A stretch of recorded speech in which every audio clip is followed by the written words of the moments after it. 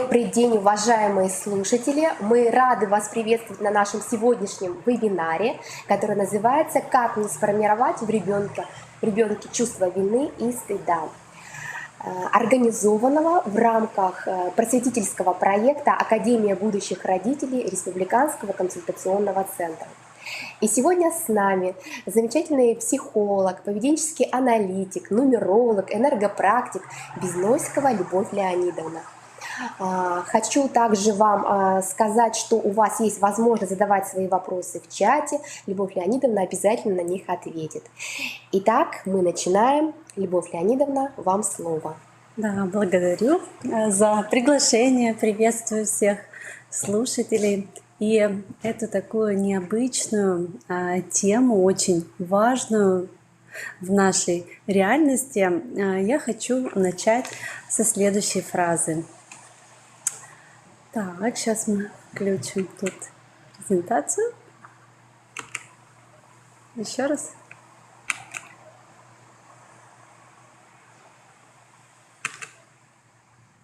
Не хочет.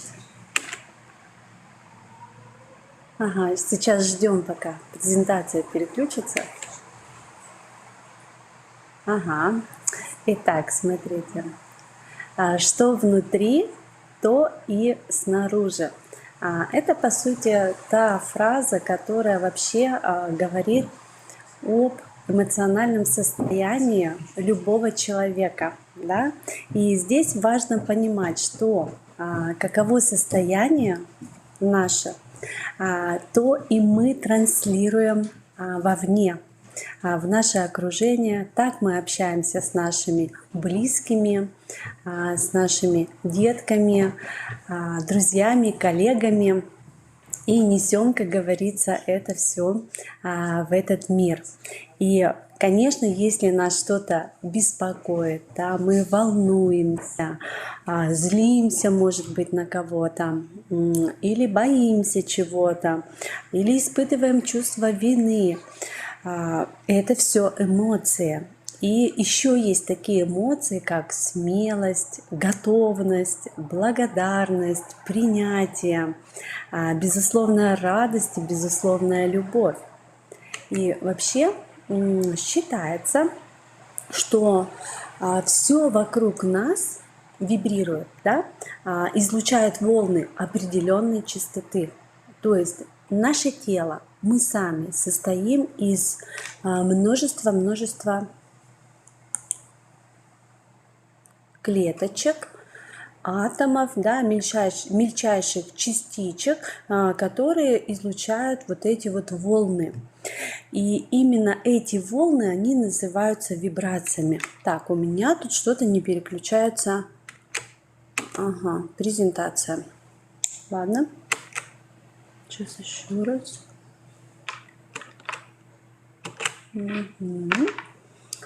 Ну ладно, будем так тогда. Вот, и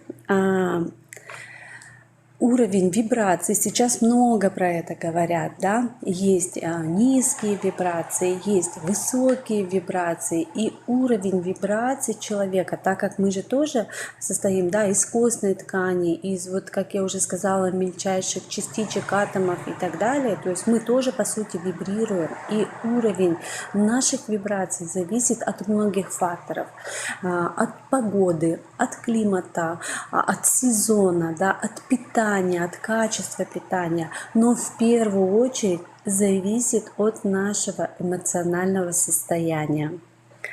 И сейчас вообще, как я уже сказала, очень много говорят о высоких вибрациях, о низких вибрациях человека именно, да, и вот уровень его вибраций определяется как раз-таки эмоциями, да, состоянием, в котором находится человек в данный момент времени.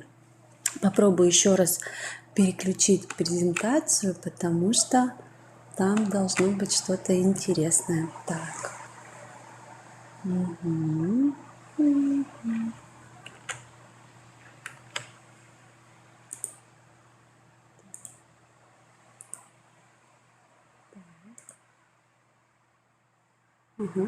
Вот мышкой получается. Сейчас мы переключим. Не очень удобно, конечно. Следующий. Вот. И получается, что вибрация – это та частота, которую человек излучает вовне. Да? И по сути еще от уровня вибраций зависит и количество энергии, которая есть внутри человека. Вот. И когда я буду вам попозже рассказывать, да, об уровне, то есть о высоких частотах, о низких частотах, и когда человек проживает именно свою жизнь на высоких вибрациях, его, как говорится, жизнь находится в балансе, в состоянии благодарности, радости, любви к окружающему миру, да, со мной все в порядке, с другими все в порядке. И по сути у человека нет претензий к окружающим людям, в том числе и к своим близким, к своим детям. И тело такого человека, оно работает очень слаженно, благодарит его отличным здоровьем, и в таком состоянии притягиваются в жизнь человека лишь благоприятные события. И таких людей, конечно, называют везунчиками, да, или счастливчиками. А вот даже чувство обиды, горя, страха, апатии, депрессии – это, как говорится, очень понижает, во-первых, нашу частоту вибраций, да, это низкие вибрации, как говорят, и организм уже в таких состояниях, он начинает очень сильно болеть.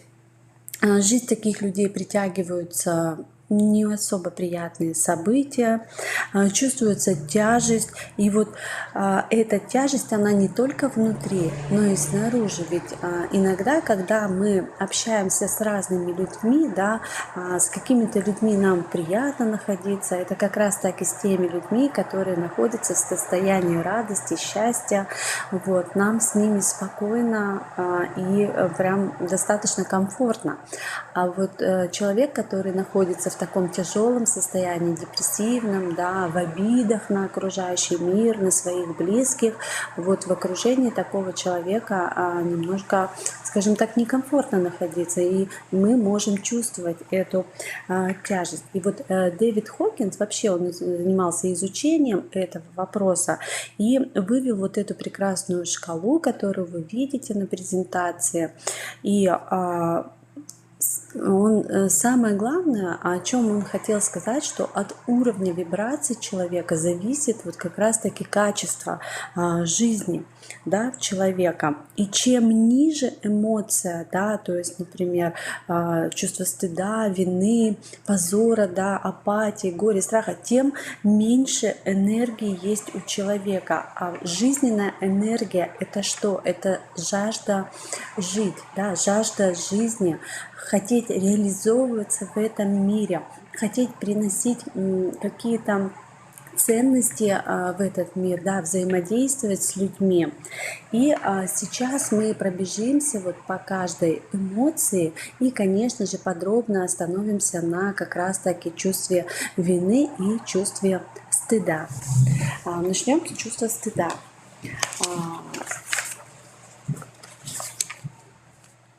Это самые низкочастотные эмоциональные состояния. Вот стыд и, да, позор и чувство вины. Вот стыд. 20 Гц всего вибрирует человек на этом уровне.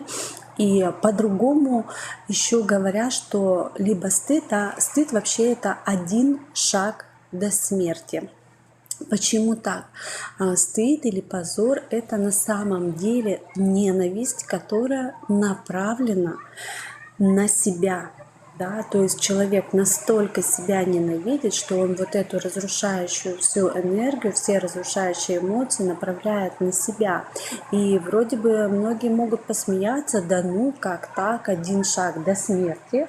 А если заглянуть далеко-далеко в историю, да, в древности, когда люди жили племенами, и вот за какой-то проступок, да, очень серьезный проступок человека могли изгнать из племени, да, то есть он настолько был в стыде и в позоре, опозорил, да, свое племя, что его изгоняли из племени. А остаться одному — это было равно смерть, потому что один человек в древности, он, конечно, не мог выжить, а только именно когда жил в племени. Ну, понятно, что сейчас у нас 21 век, и люди уже не живут племенами, но генетическая память, она все равно осталась. И максимум, конечно, откуда может быть изгнан человек, это, ну, из дома, допустим, да, супруга или супругу выгоняют за измену, либо ребенка выгоняют из дома, и такие случаи тоже есть за непослушание или угрожают этим. Вот. И на самом деле тут включается, да, вот это состояние стыда, позора. Вот. Это очень низкие вибрации. И в таком состоянии человеку очень сложно рационально мыслить, принимать какие-то адекватные выборы, да, делать какие-то решения, действовать. Даже вот желание жить, по сути, у него нету, потому что настолько вот это состояние позора в нем, как говорится, он охвачен вот этим состоянием позора и стыда, что ни о чем другом уже думать не может. И говорят такую фразу, что вот человек, который постоянно находится в состоянии стыда или позора, он, по сути, потенциальный смертник. Ведь и за что на самом деле нам может быть стыдно, да? И вот эти все чувства стыда нам на самом деле формируют в нас кто? Родители, общество, да, в человеке. То есть какими фразами: как тебе не стыдно, как ты себя ведешь, что ты меня позоришь. Вот. И человек, когда вырастает, то есть ему уже стыдно что? Стыдно надеть открытый купальник, потому что, ну, стыдно. Вот. Стыдно разорвать отношения, которые вообще его уже не радуют, да, то есть, ну, семья же была создана там на долгую счастливую жизнь, а как же, мне стыдно перед родителями, мне стыдно, допустим, перед детьми, но жить, как говорится, в несчастье или выбрать счастье. В общем, очень разные ситуации бывают, да. Стыдно поменять работу, которая уже не нравится, да, в которой ты выгорел, в которой вот тебя уже совсем не устраивает, ты там не хочешь реализовываться. Стыдно заявить о себе, стыдно проявиться и сказать о своих желаниях, что я хочу или что я не хочу, что мне нравится и что мне не нравится. Вот настолько бывает стыдно людям жить в этом мире, что вот по сути это ограничение их свободы действий, свободы жизни. И в этом состоянии жить, конечно, очень тяжело человеку. И если говорить о том, как я уже сказала, кто формирует, в первую очередь формируют родители. Вот. И здесь важно понимать, что как только мы начинаем предъявлять какие-то претензии к нашим детям, да, особенно это воспитание, нужно посмотреть в первую очередь на себя. Я уже много-много лет практикую, более 18 лет, и мне пришло такое понимание, что на самом деле, когда мы обвиняем, да, или стыдимся за кого-то, ну сейчас мы говорим про стыд, значит стыдимся, да, за кого-то, за какие-то поступки, за поступки ребенка, допустим, да, на самом деле мы стыдимся за свои поступки, то есть мы проецируем свои представления, свои убеждения на ребенка и навязываем ему это, да, вот посмотреть, если на малышей до 2 лет, это самые счастливые люди на этой земле, они проявляются непосредственно, они проявляются так, как хотят, да, захотели погулять, покричали, тут же им стало хорошо, попросили что-то, потопали, поиграли, поспали, как говорится, могут уснуть даже во время игры. То есть это самые счастливые на самом деле люди, которые есть на этой земле, вот, потому что они могут непосредственно проявлять свои желания, им еще недоступны такие социальные какие-то нормы, да, навязанные родителями, правила какие-то, плюс еще наши же установки и ограничения: туда не ходи, это не делай. Потом уже со временем, да, ближе к 3 годам ребенку мы уже начинаем очень много своих каких-то ограничений навязывать. Например, будь серьезней, так не делай, это стыдно, не кричи, не позорь меня, ну-ка не топай. Вот это все как раз-таки формируют, вот эти все высказывания, они формируют чувство стыда в ребенке. Вот, поэтому чувство стыда, оно, конечно, тянет человека на дно. Чувство вины тоже очень низкочастотное состояние, всего лишь 30 Гц. И, кстати, сразу я хочу отметить о том, что в последнее время даже вибрации на нашей планете, потому что у нашей планеты тоже есть вибрации, они значительно повышаются. И сейчас уже наша планета вибрирует где-то более 50 Гц. И вот здесь важно уловить тот смысл, что чем выше вибрации планеты, тем важнее нам самим поддерживать наше состояние, наши эмоции в более высоких вибрациях. Потому что если люди, которые находятся на низких вибрациях, которые не соответствуют вибрациям планеты, их по сути будет выкидывать очень много неприятных событий, да, или самое печальное — это вообще как бы очень сильные болезни и уход из жизни. Чувство вины тоже недалеко, как говорится, ушло от позора. Так, сейчас я тут только так переключается. Вот. Ой. Потому что на клавиатуре Марина не переключается. Да. Вот так вот. Чувство вины. На самом деле чувство вины — это как? О чем это? Это когда человек не может простить себя. Он тем самым направляет вот эту разрушающую энергию против себя, да. И как говорят, что виноватый человек винит во всем окружающих, да. И здесь о чем важно запомнить, что как только вы понимаете, что у вас есть претензия, да, к другому человеку, в том числе и к вашему ребенку, вы должны задать себе вопрос: ага, а что это для меня значит? Где я себя виню в том же самом? Что это для меня?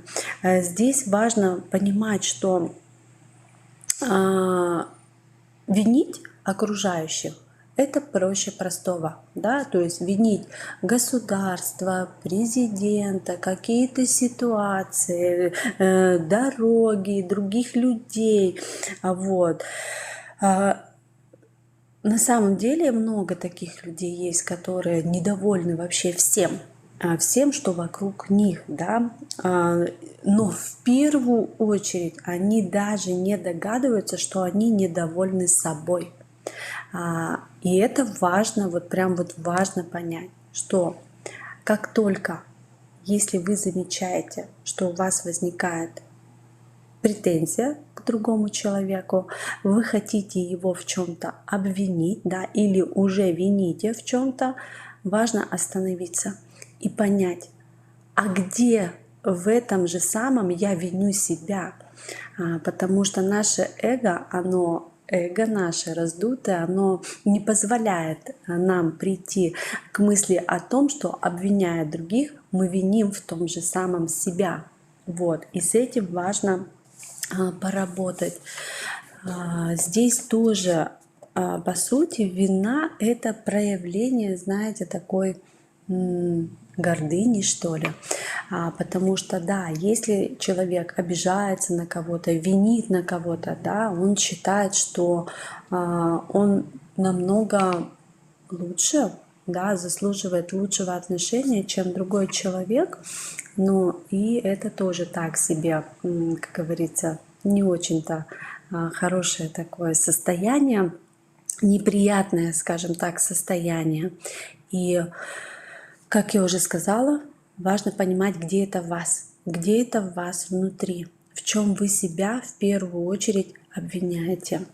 И в любом вопросе, как только, особенно очень много в последнее время запросов на консультации по отношению с подростками, о том, что не могут договориться, не могут установить какое-то взаимодействие, контакт найти, да, с учебой.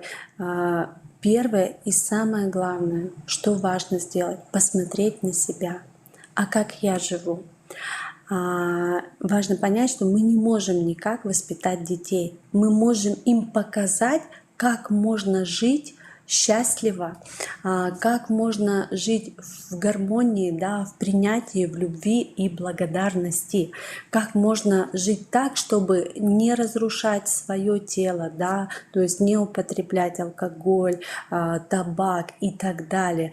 Как можно жить так, чтобы быть реализованным в этом мире, и как можно жить так, чтобы нести добро в этот мир, да, заботиться об окружающих, и тогда у детей вообще не возникнет никаких проблем.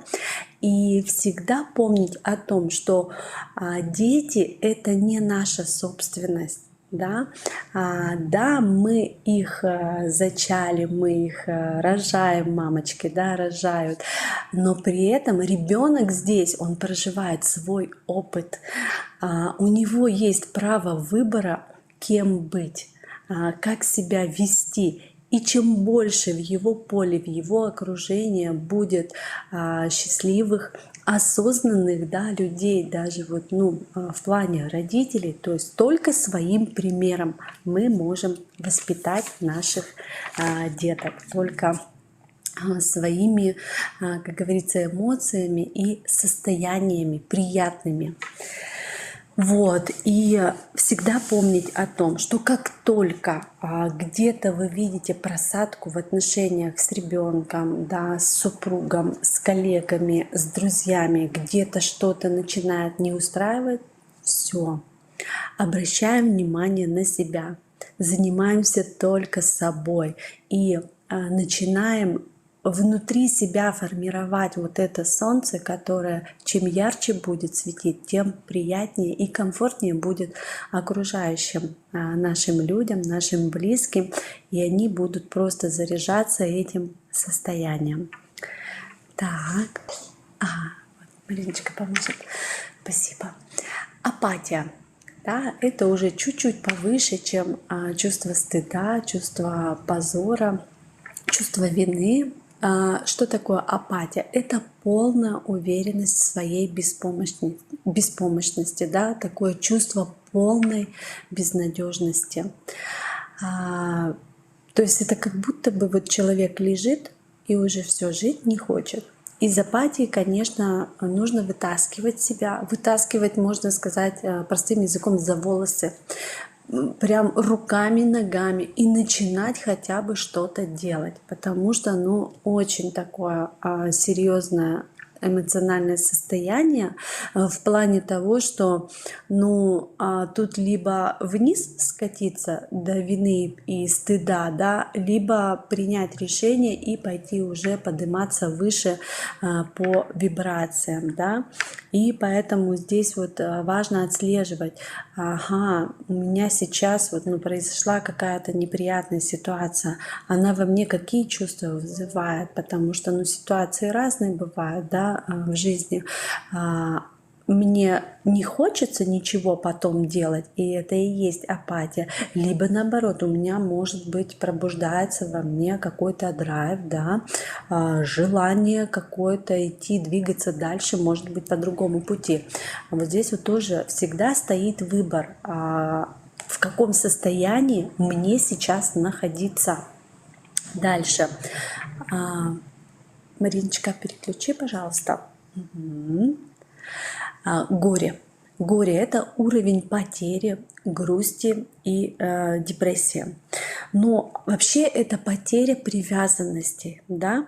И, ну, понятно, что мы все живем в таком мире, в материальном мире, да, мы все живем в окружении людей. Люди, как говорится, не вечны, но бывают такие ситуации, когда некоторые люди настолько себя загоняют вот в это чувство горя, причем горе на всю жизнь, вот жить вот в этой потере всю жизнь и лишать себя каких-то радостей, переключиться на радость, переключиться на приятные моменты, некоторым очень тяжело. И здесь важно понять, что вы-то сами пришли на эту землю один раз, да. То есть мы все когда-то, мы, как говорится, родились, и мы все когда-то уйдем. И наша жизнь, она именно сегодня. Вот. И можно, очень хорошо помогает такая практика, когда принимаешь, что вот когда я ложусь спать, я как будто бы умираю. Когда я утром просыпаюсь, я как будто бы рождаюсь, да, и благодарить каждый день за то, что, еще один день наступил, да, праздновать дня рождения. Это на самом деле столько дает энергии, столько дает позитива в нашу жизнь. И выбирать, на чем я концентрируюсь, на потерях, да, либо я концентрируюсь на радости какой-то, да, на каких-то приятных событиях, на других людях. Вот это тоже важно понимать. И на самом деле кто-то теряет работу, кто-то теряет близких, да, кто-то теряет финансы. И здесь тоже выбор за человеком, на чем сконцентрироваться, где остановиться, куда направить свое внимание, на недостаток либо на желаемое. Ведь это очень такая важная вещь. Куда мы направляем свое внимание, туда и энергия. И чем больше мы направляем внимание на недостаток, на нежелаемое, тем больше это происходит в нашей жизни. А если фокус внимания направить на желаемое, на доверие, да, в этом мире, на его изобилие, солнце светит, дождь идет, вот просто так для нас, наше тело даже, да, работает просто так бесплатно. Каждый день 150 тысяч клеточек ежедневно умирают и рождаются. И ни один ученый еще не смог воспроизвести вот эту вот клеточку, сделать так, чтобы она искусственно где-то вот возрождалась. Нет, это все вот законы природы. А представьте, если, например, за одну клеточку платить $1, то за жизнь каждый день, да, нам по сути нужно за обновление нашего организма платить 150 тысяч долларов, да, или 1 рубль это 150 тысяч рублей. И это реально, это вот когда приходит понимание этого, приходит благодарность своему телу, благодарность за то, что оно дышит бесплатно, качает нашу кровь, да, работают все гормональные системы. И чем больше обращать внимание на желаемое, на здоровье, на свое состояние, да, на свои цели, на то, что я хочу, тем больше оно будет реализовываться в этой жизни. Потому что, да, мы привыкли фокусировать свое внимание на том, чего не хотим, да, на том, чего мы боимся. И на самом деле, если постоянно на этом держать фокус внимания, давать туда энергию, это происходит в жизни человека. Так, страх. Да, это отсутствие базового доверия к миру, да, то есть мир кажется враждебно настроенным по отношению к человеку. Там обманут, там не досчитают, тут, как говорится, не доложат, да, чего-то. Вообще страшно, вот страх, да, очень такое обширное понятие, и очень интересная есть такая ситуация, когда приходят на консультацию и говорят: вот я боюсь за своего ребенка, я боюсь за своих родителей, я боюсь за там своего супруга. Нет, это все неправда. На самом деле мы боимся только сами за себя. Вот. И когда с помощью вопросов начинаем раскручивать, а что будет, если вот это случится, да, ну, допустим, многие родители, там, я боюсь, что мой ребенок, ну, не поступит, да, в высшее учебное заведение. Сейчас это очень актуально, у нас период, пора экзаменов, да, наступает. И хорошо, а что будет? Что будет? Что ты на самом деле будешь чувствовать? К чему тебя это может привести? И тут уже как раз таки может вылезти то, что где-то стыд, да, неоправдание ожиданий и так далее. То есть, по сути, это страх только за себя. За других мы думаем, что боимся за других, но на самом деле мы боимся за себя. И страхи, они настолько ограничивают людей, что страшно выходить, расширять свою зону комфорта, страшно делать какие-то новые действия, внедрять новые привычки, страшно идти в неизвестность, да, куда-то переезжать, идти на новую работу. Это все страхи, все ограничения. И когда человек находится в страхе, он думает только о том, как бы выжить. Вот. Это уровень выживания. И в этом состоянии человеку сложно придумывать какие-то проекты, ему сложно реализовываться, ему сложно фокусироваться на желаемом, ему сложно испытывать какую-то радость, да, и счастье. Вот. И страх, он настолько может охватывать людей некоторых, что они боятся всего. Боятся даже, допустим, где-то порезаться, что вот заболеют там, да, вирусы, бактерии и так далее. То есть в этом состоянии у человека легче спросить: а чего ты не боишься? Потому что если спросить, чего он боится, это может рассказ в долгое такое, длительно может занять, да, длительный период времени. Вот. И парадокс тут в том, как я уже говорила, чем больше человек боится, да, каких-то неприятных событий, тем чаще они с ним и случаются, потому что внимание человека направлено на страх, на то, что я не хочу, чтобы было в моей жизни, я не хочу то, я не хочу заболеть, я не хочу, чтобы это было, чтобы то. Но в итоге это настолько аккумулируется во внимании, да, нашем, что оно начинает сбываться. Вот. И здесь важно подумать, насколько это глупо бояться того, что еще не случилось. То есть страх о будущем — это вообще самый бестолковый страх, да? Вот ладно, если, например, я вижу, что идет медведь, я начинаю его бояться, но это вот сейчас, да, происходит, бояться того, что когда-то в лесу на меня нападет медведь, это глупо. Да? То есть здесь вот важно четко понимать наши страхи, и страхи на самом деле забирают очень много жизненной энергии. Вот. Следующее у нас эмоциональное состояние — это желание, это уровень страсти и зависимости, да, это потребительское восприятие жизни. То есть мы постоянно чего-то хотим. Вот мы хотим работу, где нам будут платить, допустим, 30 тысяч рублей. Мы находим эту работу, поставили галочки, ага, удовольствия уже не испытываем, а дальше мы хотим зарабатывать 50 тысяч в месяц. И мы делаем, прилагаем все усилия, находим такую работу, да, выходим на этот уровень дохода, заработали, капнуло на карточку 50 тысяч рублей, все, удовольствие ушло, опять следующее желание и так далее. То есть мы постоянно чего-то желаем в жизни, но здесь что важно понять, что здесь в таком состоянии, когда постоянно желать, это неплохо, это очень даже замечательно, но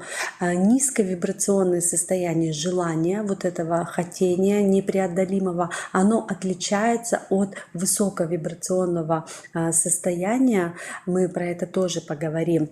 Вот. И низковибрационное желание — это вот достигнул цели,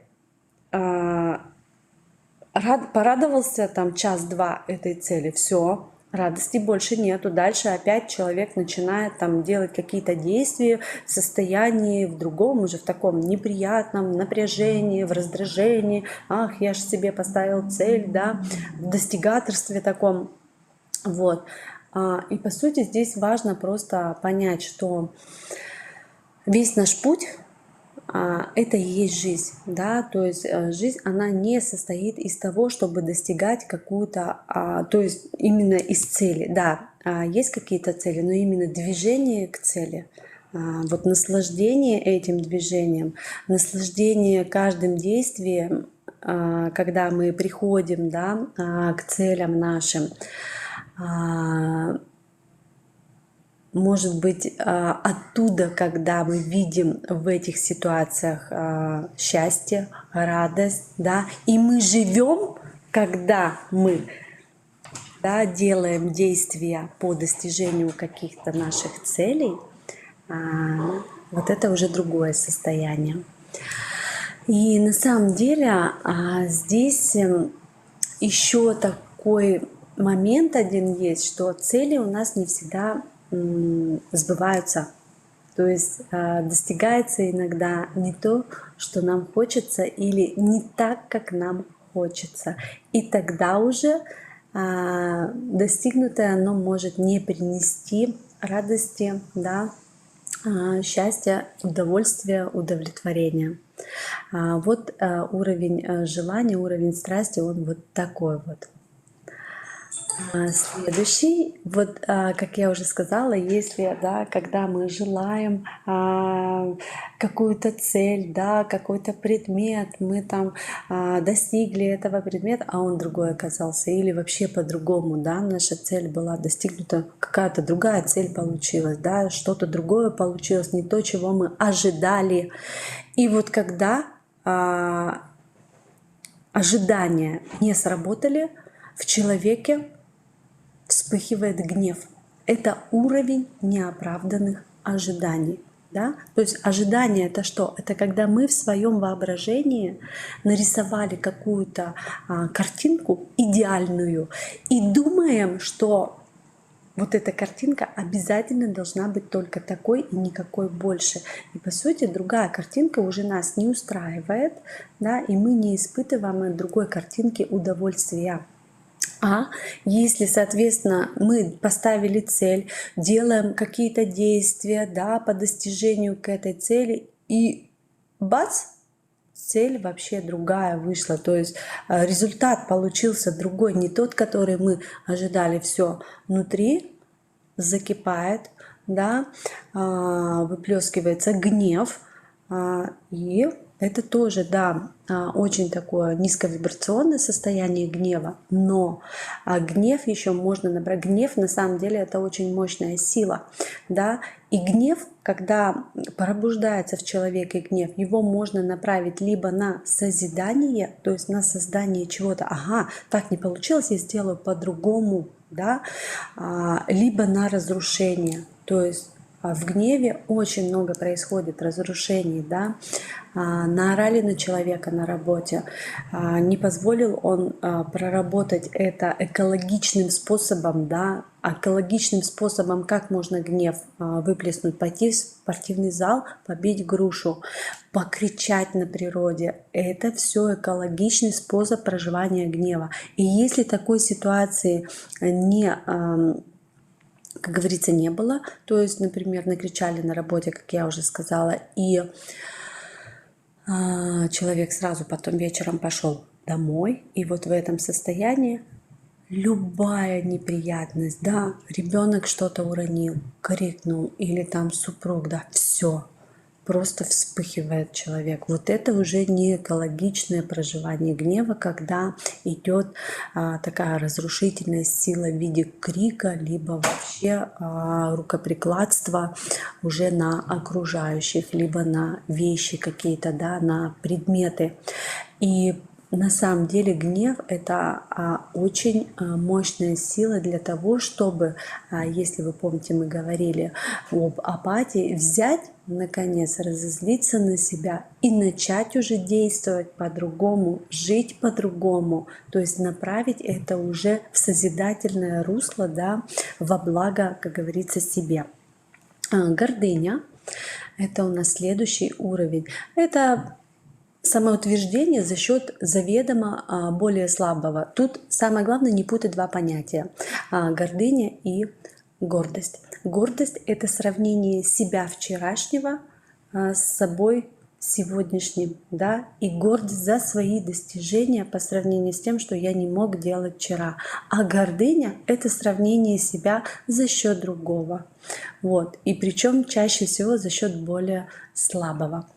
Вот. И все вот эти вот состояния, про которые я сказала, да, стыд, вина, страх, апатия, гордыня, гнев, желание, это уровень выживания. Да? Человек в этих состояниях находится в напряжении, его тело напряжено, в теле создаются очень много блоков. Да? А что такое блок? Это все приводит потом к болезням. И тело, наше тело в таких состояниях эмоциональных, оно болеет, оно подвержено очень разным заболеваниям. Вот. И поэтому я и говорю, начинают притягиваться неприятные события, тело очень сильно болеет, вот, и, так себе, как говорится, окружение это тоже чувствует. И особо с таким человеком уже не хотят общаться и взаимодействовать. И вот следующий уровень эмоциональных состояний, да, это самые классные и кайфовые состояния. Здесь уже человек просто живет в расслабленном состоянии. Он доверяет миру. Он может и готов дарить какую-то ценность этому миру. И здесь важно понимать, что в таких состояниях это уже не уровень, да, выживания, а это уровень, сейчас я вам скажу.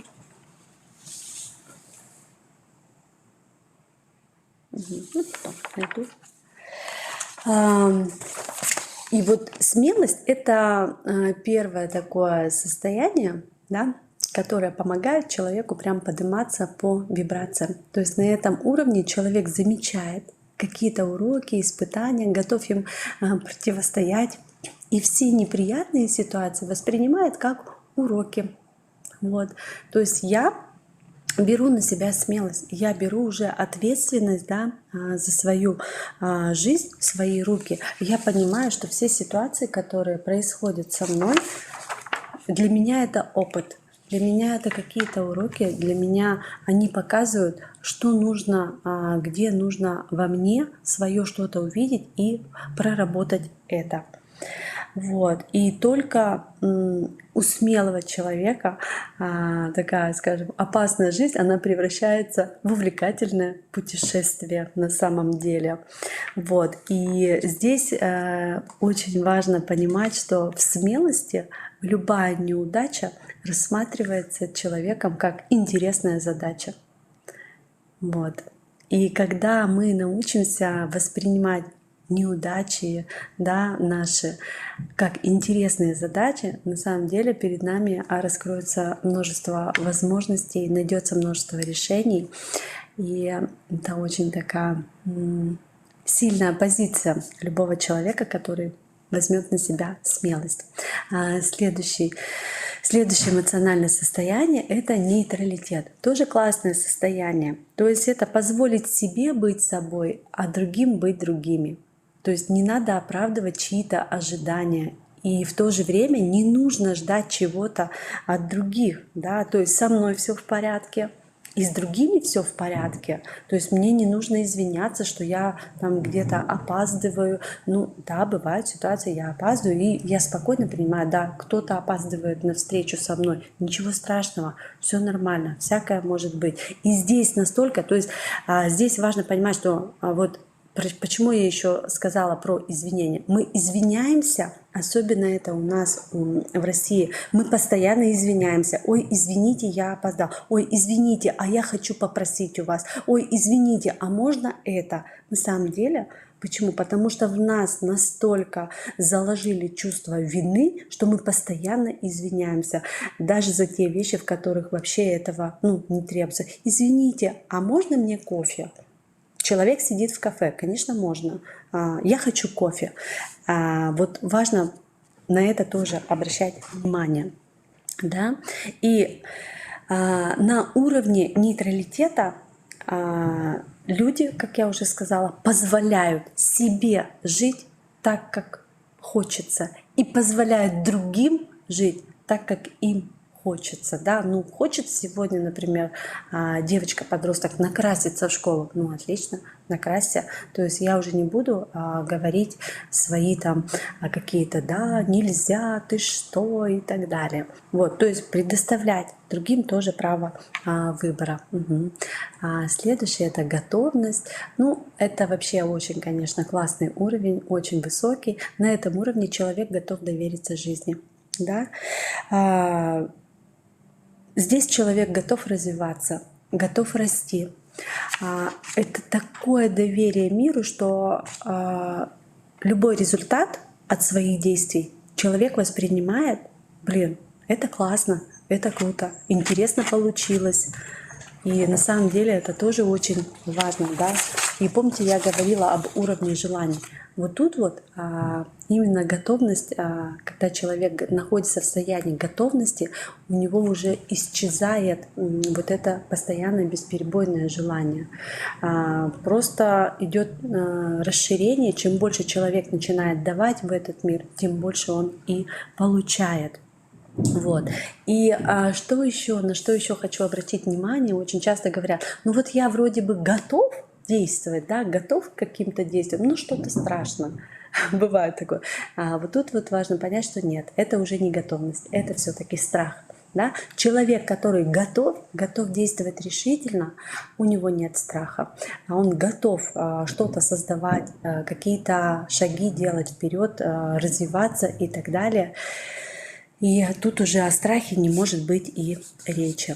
Следующий уровень высоких вибраций — это принятие. И человек на этом уровне принимает на себя ответственность, да, и начинает активно двигаться вперед. И про принятие человек принимает мир таким, какой он есть. Но в первую очередь человек принимает себя таким, какой он есть, со всем своим прошлым опытом, да, со всеми своими ошибками, со своим телом. Нет претензий, да, к чему-то, и нет претензий к окружающим. То есть у человека на этом уровне нет претензий к себе в первую очередь, и, соответственно, нет претензий к окружающим.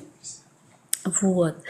И Человек в состоянии принятия, он счастлив в любом месте, с любыми людьми, в любом окружении, в любой стране, как говорится, в любом помещении, потому что такому человеку везде хорошо. Но самое главное, ему хорошо с самим собой. Я думаю, что мы закончим или продолжим. Есть еще время? Есть, да? Ага, хорошо. Следующее, значит, эмоциональное состояние, да, это разум. Это уровень интеллекта, осмысленности, чистого сознания. Здесь важно не путать ум и разум. Да. Наш ум — это настолько хитрая, скажем так, да, субстанция. Например, мы готовы что-то делать, а тут ум говорит: да ты что? Да ты что? Не, вот у того не получилось, у тебя точно не получится. Не, это, наверное, страшно. Так еще никто не делал. Вот это ум. Ум всегда отговаривает. Вот. И поэтому на чистоте разума, да, то есть здесь человек, во-первых, понимает свое состояние, что я сейчас испытываю, да, какие эмоции. Если это низковибрационные эмоции, да, на низких вибрациях, как я могу их трансформировать, чтобы подняться по вибрациям вверх. И самый хороший способ, самый лучший способ подняться по вибрациям, по эмоциональным состояниям, да, это благодарность. Всегда за все благодарить. Благодарить даже за самые мелочи, потому что благодарность — это на самом деле очень мощный инструмент. Люди, которые не благодарны, им жить очень невыгодно, потому что не благодаря за то, что у тебя есть сейчас, ты можешь и это потерять. Вот это тоже важно помнить, да. Вот. И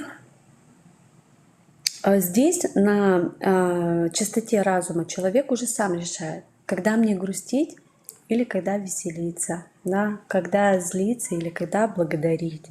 И вряд ли человек выберет там грустить, злиться. Он, конечно же, выберет благодарить и радоваться этой жизни.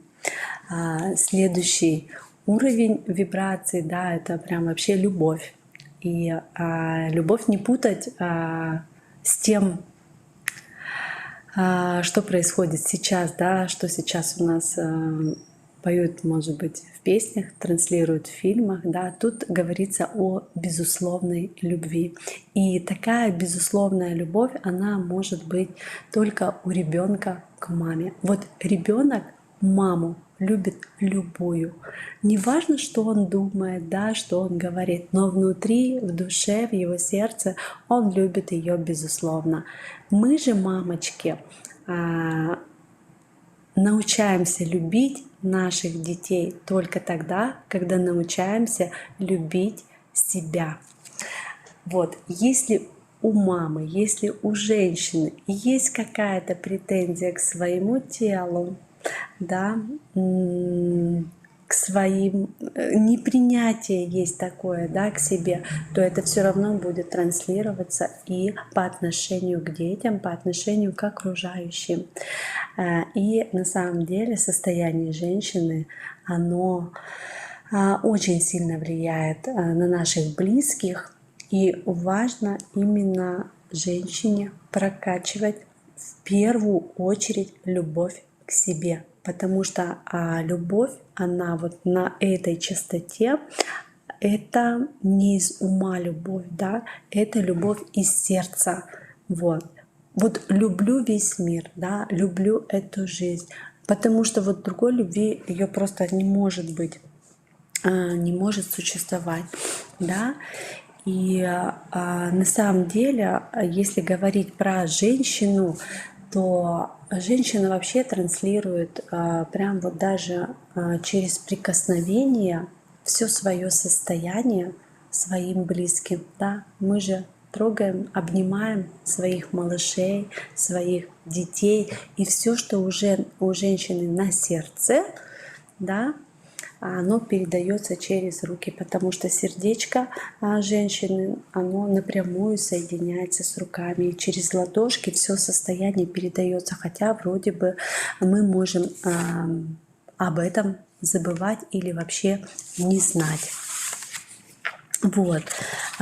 Следующее — это радость. Радость вообще это шире любви, да, это, то есть любовь это как улыбка в 32 зуба, то радость это прям вот улыбка от уха до уха, радость во всем. И радость это не то состояние, когда вот, человек хохочет постоянно, там громко смеется. Нет, это внутреннее состояние света.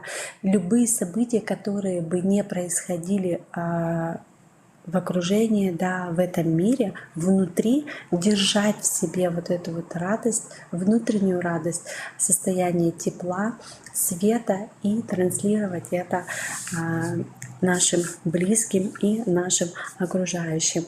Ну и вот следующие две вибрации — это очень высокие вибрации. И Дэвид Хокинс говорил, что вот гармония — это уровень, частота вибрации 600, это полная гармония с мирозданием. Вот этого уровня достигает на самом деле один человек из миллиона. Вот. И следующее — это уровень просветления, это высший уровень, да, на котором человеческое сознание сливается с божественной природой. Это самая высокая вибрация. И человеку, который достигает ее, открываются, конечно, сверхспособности и ясновидение, и телепортация, и исцеление. И таких людей обычно называют святыми или просветленными. Да? И на этом уровне у нас находится то Иисус, Будда, вот это все наши божественные, скажем так, существа.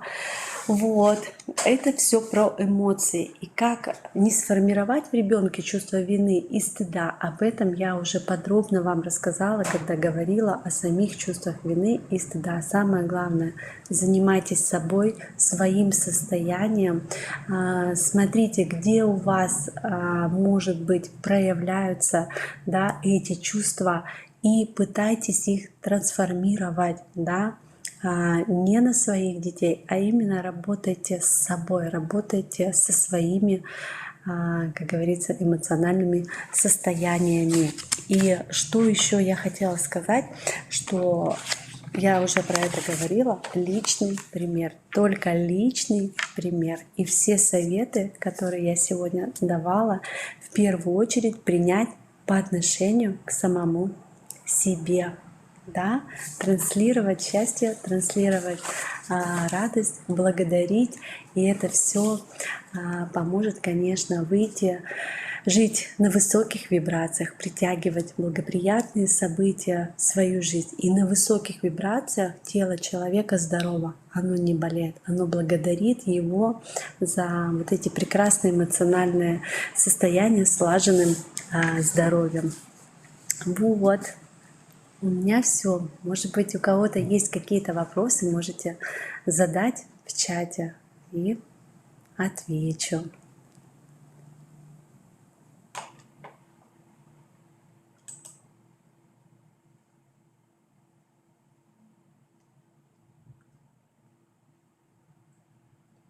Ага, вопросов нету, поэтому благодарю вас за внимание и волшебных вам дней, событий. Всего хорошего. Обнимаю.